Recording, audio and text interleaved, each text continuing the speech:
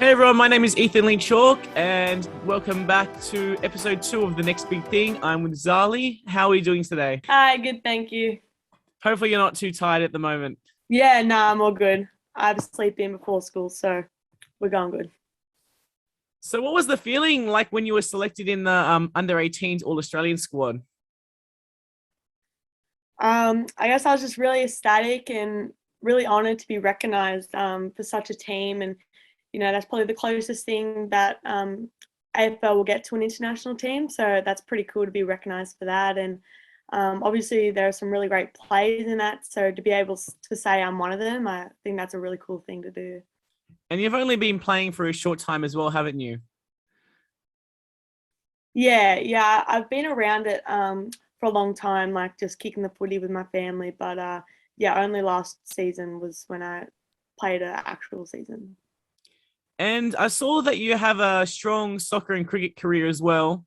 Has that helped you with AFL?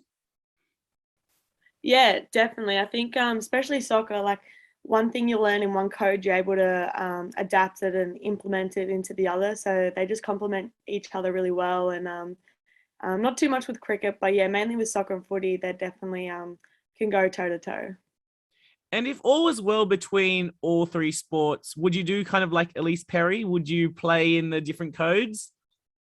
Um, no, I don't think so. I think my soccer career and cricket career is a little bit behind me now. Yeah. I'm a little bit burnt out from soccer. I've done it for 2 years up in Sydney, and yeah, I think I'm just a bit burnt out from it. What position were you playing in soccer there? I was playing striker. Oh, yeah. So you get all the glory. Yeah, basically, yeah. And obviously, you're in your last year at school at the moment. Am I right about that? So, Yeah. how does your training schedule like look like? Like, obviously, you can't train all the time because you still have school work to do. Is it hard to fit other things in as well? Um, the last month it has been a bit hard because obviously we've been traveling a lot, and almost every weekend I was on a plane going to some part of Australia. So it has been hard in that sense. But in terms of training, not really, because I haven't, since the seasons have finished for the Allies and for the NAB League, we haven't had that having to travel to training.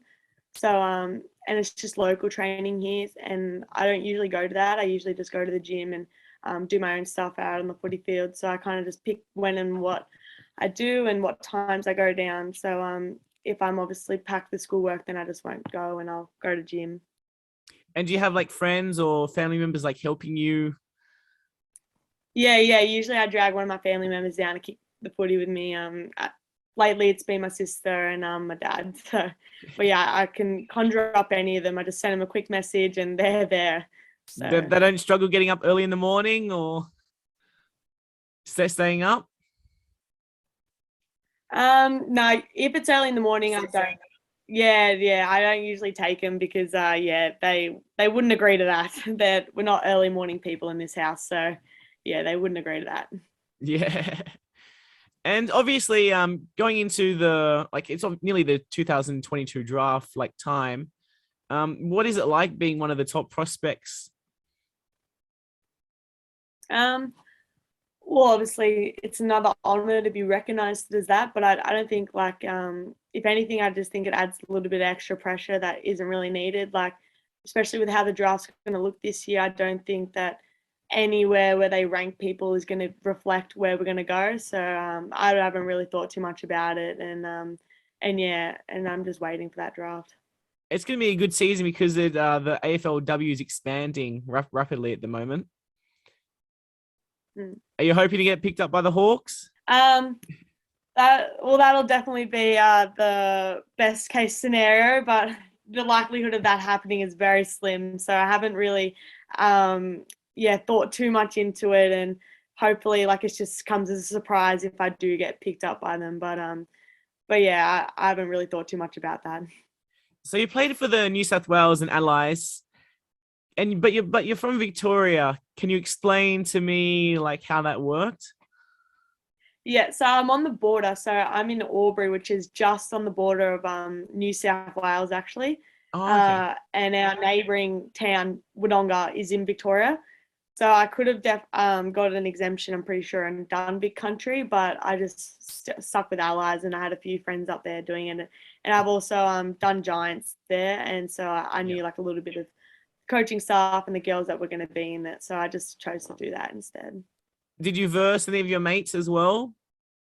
Um, Not during the championships, but in the last game we had, Australia versus All Stars, we versed a couple from Bushies and from NAB League, so that was fun to Oh, play okay. against them. Yeah. Is it like hard being on like the border? Does that mean like if you take like a step outside, you're like in Victoria and then you like jump back into New South Wales? It wasn't really ever hard until COVID. I think that's when it like there was a whole border closure thing, and you had to get exemptions to go from one town to the other, even though it's just across the road. So it was a little Oh, bit geez. yeah, it wasn't the best case scenario, but it's not too hard usually with sport. Like soccer and footy have always mainly been New South until recently. Football's been in Vic, and cricket's usually been in Vic. Must have been hard with the whole COVID thing because I think I'm in Sydney, so I think Yeah, yeah, we yeah. were had like COVID at like a different time than Victoria. Yeah, yeah, and that was when I moved back to Albury because I used to live in Sydney. Once I moved back, it was really annoying because once Victoria would go into um lockdown, so would Wodonga. So and then once New South Wales would, so would Albury. So it was always we would just get basically the worst of both worlds. Whenever Vic go, we would be impacted, and whenever New South Wales would, Wodonga would be impacted. So See, it seems like you kind of live everywhere. yeah, yeah, and I think like traveling a lot with sport, you just kind of get that. I've been to a lot of different places for sport, and yeah, I just kind of know a little bit of everywhere, which I think is pretty cool. How did you first become interested in AFL? Was it growing up with your family? Yeah, yeah, I'm pretty sure that was the main way. It was always just through the boys. I just love watching AFL, and obviously once I become that Hawthorn supporter and being around their success in that era, and like them winning grand finals, obviously that's gonna boost up the boost up what a young, I suppose, kid's gonna see and want to happen in AFL. So I think yeah, that's just kind of what drew me in, and yeah, and then it just stemmed from there. Do you have any memories, like your first AFL memory from when you were younger? Um, oh, I just remember the little things, whether it's in like certain games or whatnot. So but my main one was probably I went to the preliminary final in 2013 when Hawthorn played Geelong, and I remember I went with my pop and my brother, and we were 20 points down at three-quarter time, and I was in tears. We hadn't beaten Geelong, and it was the Kennett curse, and I was just in tears, and my pop and brother were giving it to me, and then all of a sudden that last quarter they were shooting at our end, and it was everything, and we ended up winning. And I remember I was ecstatic, I was buzzing. 2 days later, like I think that was probably my first big memory, and then obviously the week after we won the grand final. So Not the best memory for me, can I just add? I'm yeah, a Cats fan, so wasn't liking that game at yeah, a bit all. unfortunate, You but had to you bring had up good you time. had to bring up that game again. Wow. Yeah, well, I mean, you had about five different games before then in the grand final that you had beaten us with. So yeah, And then you guys just went on a run after that. yeah, basically the era just started then. Is there anyone you in particular draw inspiration from, whether that be from the footy field or whether that be from your personal life? Um, yeah, I definitely do. So when I was younger, I was definitely siblings. They're what drew me into sport. Them playing, and obviously they were older, so I just they were like role models. And but once I've grown up, and like now, it could be really little, it could be really big. In terms of who I drew it from and how much I draw from. So it's just like could be a little thing like how someone does something, or how someone doesn't do something, and yeah, so there's not one particular person. I just say it's everyone. Yeah. None of them have gotten to like a higher level like you before? Are you like the top at your Um, family? yeah, I would say so. I probably have my sister listening in close, but I would say yes. I think the highest my sister got was state for soccer and maybe netball too. She's definitely got netball covered. So that's one thing she can argue about. It seems like you've got like an all-round sporty family.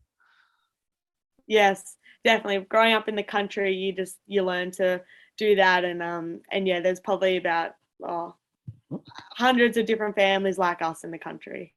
Yeah, and seeing as you're on the younger side of your siblings, when you were younger, did you have any aspirations to one day achieve such high honors? Yeah, definitely. I think that they're definitely what drew me into sport first, um, and doing that extra work myself. I think that I learned from them to do that, and just to know that have that saying like you just got to keep working, no matter. You just got to imagine that no one's looking and just doing it all yourself and having that own drive and passion to do it. And yeah, they definitely taught me to do that. Yeah. Last question as well.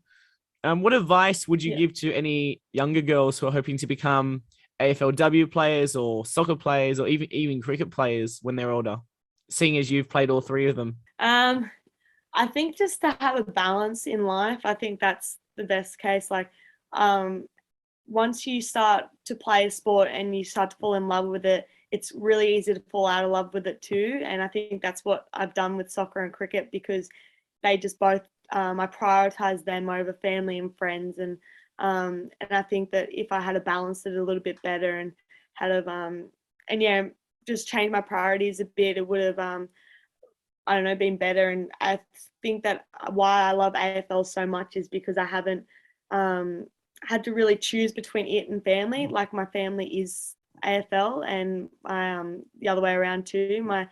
And I just think that I think that would probably be best. And there's a lot more opportunities going around with the expanding league as well coming into effect the next season. Yeah, there is, and I think women in all sports it's coming around, which is a great thing, and girls should be really excited for that, and they shouldn't be shying away from any opportunity in the future. You're kind of lucky as well playing in like the peak era for women's sport at the moment. Yeah, and obviously it's only going to go up from here. So I guess we're kind of also just still laying the groundwork for the younger ones in the generations to come. And I think that's really cool to see what the league will be like in 20 years and how it will be fully professional. And how we're just laying that groundwork for the future. Thank you so much for your time this morning, Zarlie. I know it's quite early, so hopefully you weren't too tired or waking up or had to set too many alarms. No, no, no, I'm all good. Thank you for that.